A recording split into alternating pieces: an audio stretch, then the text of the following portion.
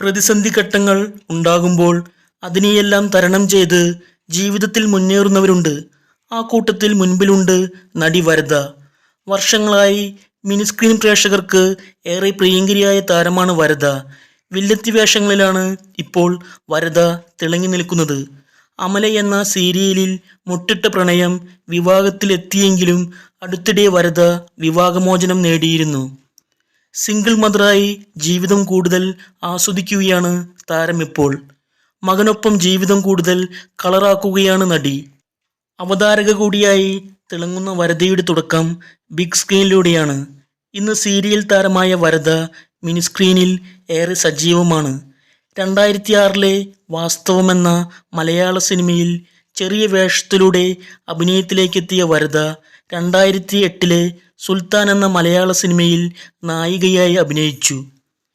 2013 മുതൽ 2015 വരെ സംപ്രേഷണം ചെയ്ത അമലയിൽ അഭിനയിച്ചതോടെയാണ് കരിയറിൽ വഴിത്തിരിവ് സംഭവിക്കുന്നത്. ഇന്ന് മംഗല്യം എന്ന സീരിയലിലാണ് വരദ അഭിനയിക്കുന്നത്.